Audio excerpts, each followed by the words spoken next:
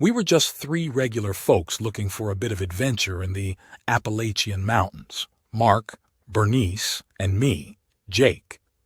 We'd packed our bags, laced up our boots, and set out for a hiking trip, expecting nothing more than a few days of nature and good times.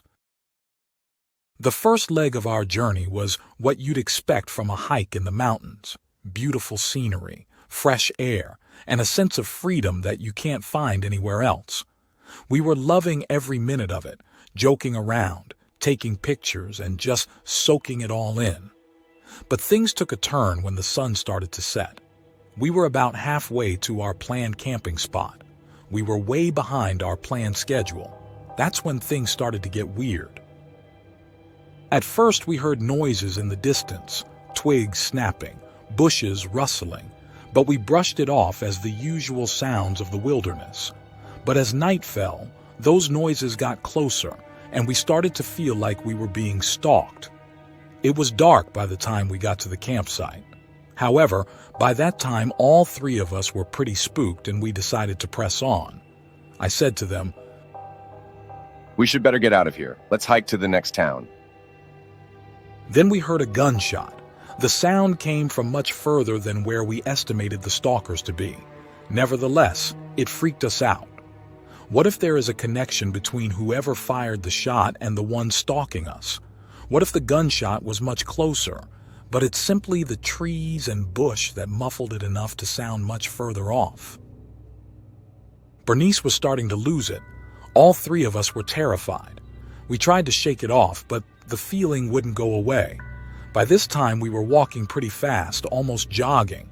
We kept close to each other, trying to stay calm, but every little sound set us on edge.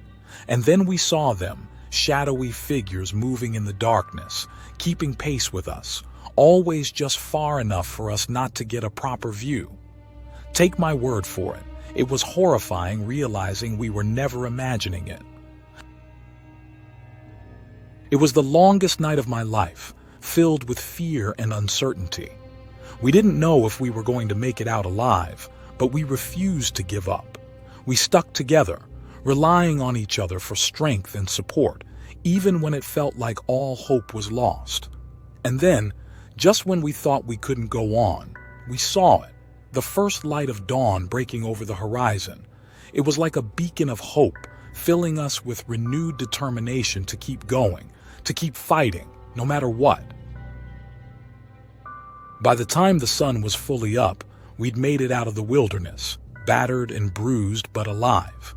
We stumbled into town, exhausted but grateful to be alive, knowing that we'd survived something that most people wouldn't even believe. Looking back on it now, I realize just how close we came to losing everything. But we made it through, and we'll carry that night with us for the rest of our lives, a disturbing memory. Damien and I were itching for adventure, so we decided to head into the mountains for a camping trip. With our backpacks filled with essentials and our spirits soaring, we set off into the wilderness, eager to explore the rugged terrain. After a long day of hiking, we found the perfect spot to pitch our tent, a quiet clearing nestled between enormous trees. As the sun dipped below the horizon, we built a roaring fire and settled in for the night. Because the weather was so good, we decided not to pitch the tent. Damien wanted to sleep under the open skies. I thought it was a good idea. Both of us slept real good. The weather remained perfect. There was nothing that disturbed our sleep. Yet, a very strange thing happened. When we woke up in the morning, we were shocked. Our campsite lay in shambles, our gear strewn across the ground like debris after a storm. The tent, our cooking supplies, even our flashlights, all gone without a trace. It was as if someone had swept through our camp while we slept, leaving nothing behind but our sleeping bags and a chilling symbol carved into the earth nearby, a pentagram. I was freaking out, and Damien also seemed on the edge. We tried to make sense of the situation. Who could have done this and why? What unseen force had invaded our sanctuary in the dead of night? I told him we need to get the heck out of there. We anxiously gathered our remaining belongings and prepared to leave. Look, when something that creepy happens, your senses become hyperactive. Every rustle of leaves and snap of twigs seemed to echo with menace, urging us to flee from whatever darkness lurked in the shadows. As we trudged back along the trail, our eyes scanning the path for any sign of our lost gear, we stumbled upon a few scattered items that had somehow escaped the clutches of whatever had ransacked our campsite. Or did they deliberately throw it where they knew we would walk? Damien's voice broke the tense silence, cautioning against following the same path where our belongings lay strewn. His words resonated with a sense of urgency, urging us to veer off course. At the first junction where the trail branched off, we made the unanimous decision to take the unfamiliar path, even if it meant a slight detour on our journey home. The prospect of lingering in those haunted forests any longer than necessary sent shivers down our spines. But the thought of encountering those responsible for the sinister act filled us with dread. The hike stretched on. It felt like an eternity as we pushed forward, driven by a relentless determination to reach safety. As we, with great effort, walked back along the trail, the weight of uncertainty hung heavy. We vowed never to return to that cursed clearing, haunted by the memory of what we had seen.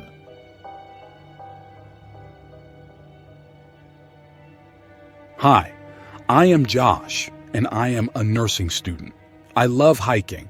About 2 winters ago, I was hiking in a very remote part of Washington state. It was early winter and quite cold, but I like that sort of thing, so for me it was the ideal time. I'm a solitary kind of guy, so the remoteness and isolation really energizes me. The second day, it started snowing. The biting cold pierced through my layers, urging me to seek shelter from the relentless storm.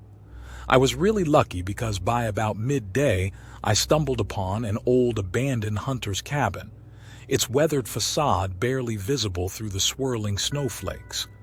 Relief flooded through me as I pushed open the creaking door. The cabin was small and dimly lit, but it offered sanctuary from the unforgiving elements outside. There was a fireplace, so I went out again and gathered some dry wood. Back in the cabin, I built a fire. However, I noticed that someone must have made one not too long ago. I mean, those ashes and charcoal were probably no older than a few weeks because there were no cobwebs over the fireplace. Except for the corners, the entire cabin was surprisingly empty of cobwebs. Anyway, I made a lovely warm fire and settled in. Though I felt really lucky, something just did not feel right. Despite the derelict state of the cabin, there was a kind of, let's call it an energy, that simply did not feel right. I couldn't shake the feeling of unease that settled over me like a heavy blanket. There was something off about the cabin.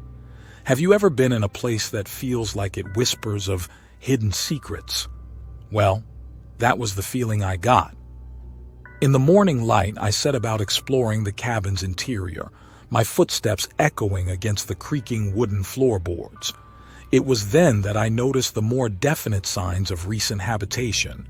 There was a broken mobile phone on a shelf, and a tin of beans left open on the table. It was covered in mold, so it has not dried out yet. It now seemed that someone was there maybe as recently as about a week or 2 ago. Puzzled, I continued my investigation, my eyes drawn to a rug in the corner of the room. With a sense of foreboding, I lifted the rug to reveal a trapdoor hidden beneath. Look, I am obviously quite a resilient kind of guy, otherwise I would not hike by myself, but that place, man, it felt bad. I decided to climb down the ladder into the basement. Then I made a disturbing discovery. There, in the basement, I discovered a scene straight from the depths of my nightmares, a makeshift butcher's table, its surface stained with dried blood. Yet, the tools seemed very sharp and quite modern. There was no rust or anything like that. But it was the pile of bones in the corner that chilled me to the core. Clearly, that hunter had chopped up animals he hunted, and it must have been a long time ago because the bones were all fully dried out. This is why I never smelt anything. But then I investigated it closer, and what I saw absolutely disturbed me. Man, I am positive some of those bones were human. There was a femur that seemed straight out of my human anatomy textbook. Now I was freaking out. With trembling hands, I gathered my belongings and fled the cabin, the weight of its dark secrets pressing down upon me like a leaden weight. Was the person who left half a can of beans there recently the same person as the one who is responsible for the bones in the basin? Or is it someone like myself who discovered the bones and hastily departed? I don't know what the truth is. When I got back to civilization, I informed the cops of my discovery, but I have no idea what has happened since. Thanks for watching. If you enjoyed these accounts, remember to like, subscribe, and comment below. Your support means everything. Stay tuned for more thrilling content.